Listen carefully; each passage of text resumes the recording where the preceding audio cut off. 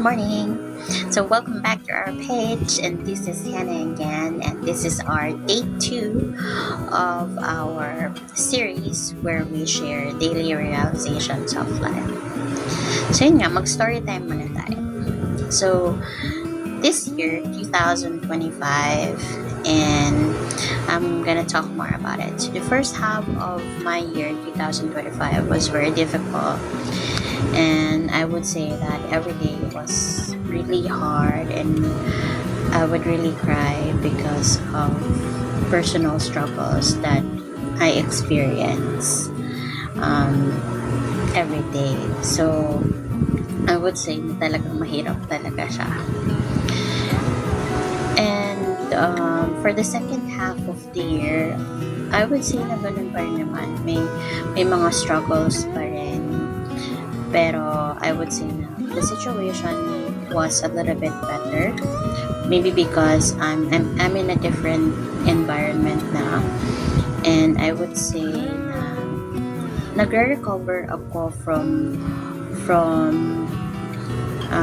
like personal problem, to be honest. Maybe more of like a situation na I was in. More of like personal family stuff. Yeah. So, ayun na nga.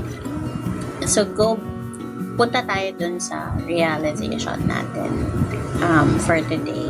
So, na-realize ko na yung first half ng year na naranasan ko, sobrang frustrating niya, and talagang I think everyone would also say na ayoko na, nakakapagod na.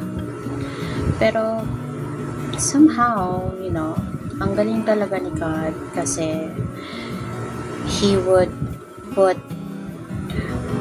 some people in your life na would really help you to get through all those problems. Sobrang galing lang talaga. And winish ko and pinag-pray ko talaga na matanggal ako dun sa situation na yun ng life ko. And ang galing ni God, I don't know how, kung paano niya ginawa, pero He put me in a much better place now. Of course, ang buhay naman, hindi naman madali yan, di ba? So, magkakaroon ka pa rin ng problema everyday. Pero mapapaisip ka na, oh, this is much better. I'm in a much better place now. So, talaga ang galing talaga ni Lord.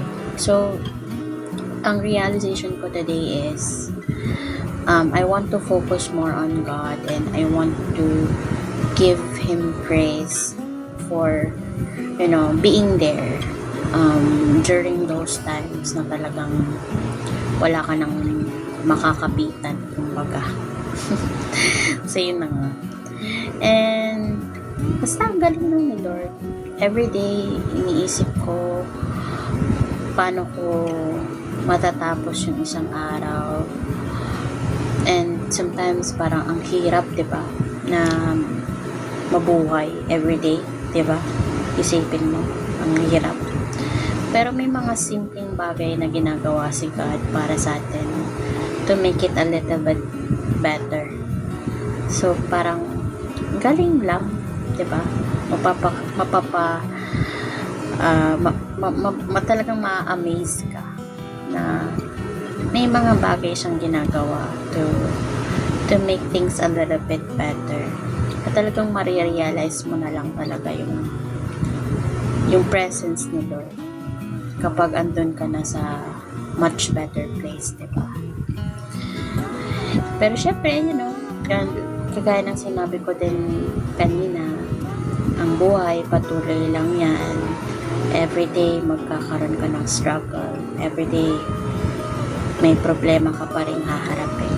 Pero, yun nga, isipin mo lang palagi na nandyan lang siya.